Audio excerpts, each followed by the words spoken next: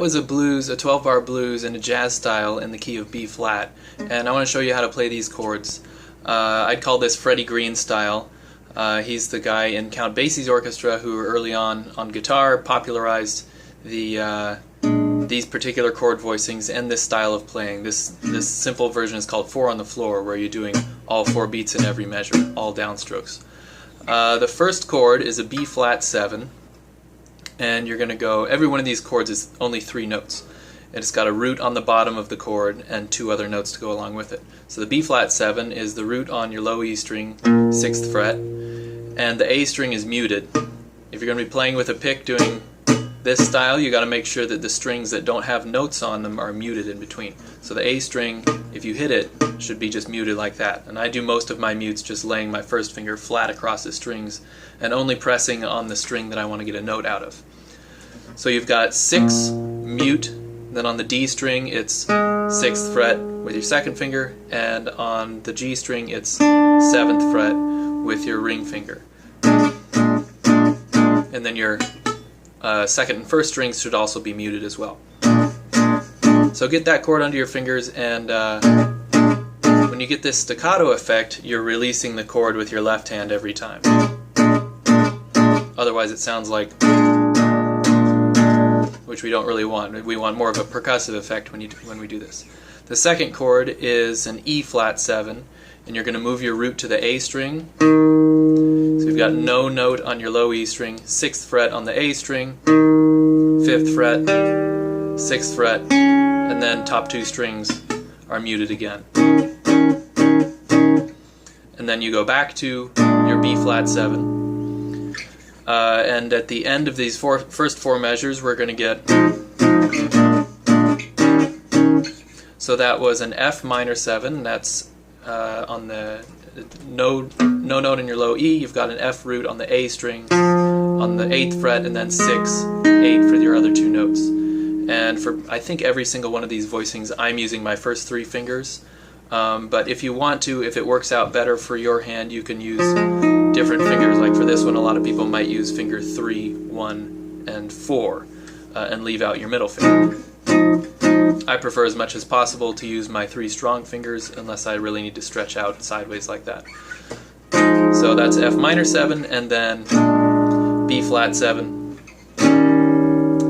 landing on E flat 7 again, back to B flat 7. And then you go up to a G7, which is 10th fret on the A string, and 9 and 10. So that's the same shape. That's the same shape that we saw from E flat 7 up on G7. And then we're going to go C minor 7, which is 8 mute 8 8, and then F7, which is 8 on the A string, 7 8. This is different from the F minor 7, which was 8 6 8. Now we're 8 7 8.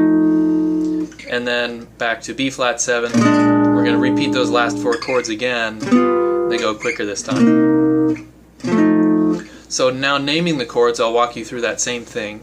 It's going to go, this is 12 bars long, so we'll go in 4-bar chunks. The first 4 bars are going to be B flat 7,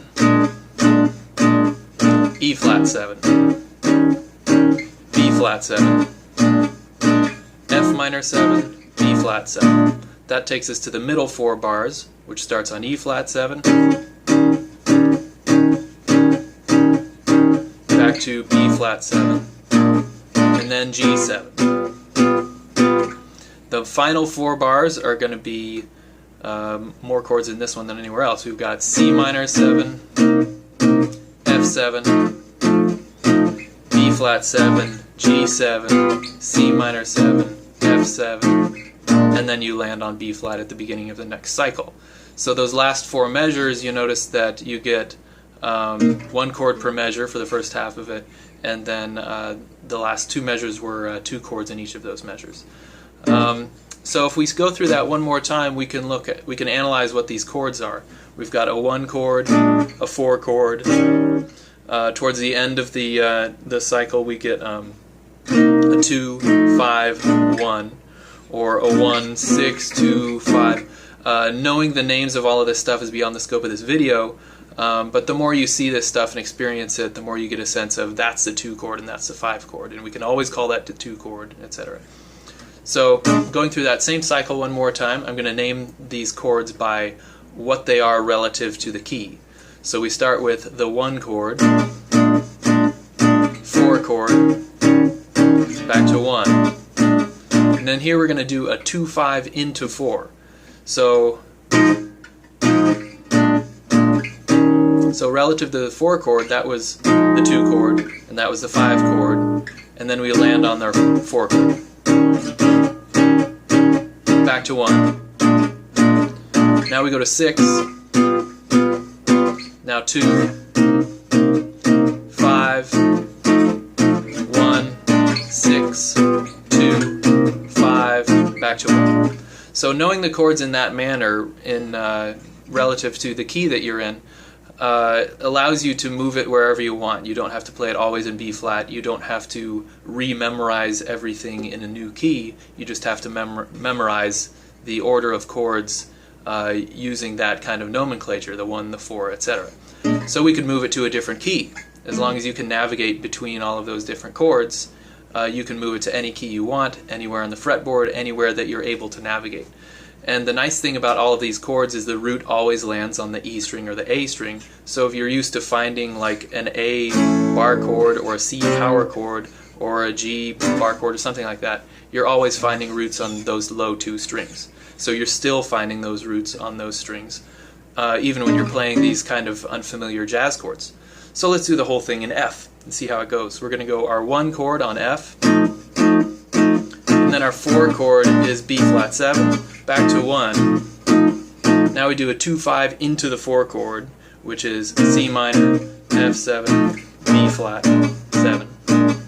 This is our 4 chord, and back to 1. Now we go to 6, and 2, 5, 1, 6, 2, 5, 1.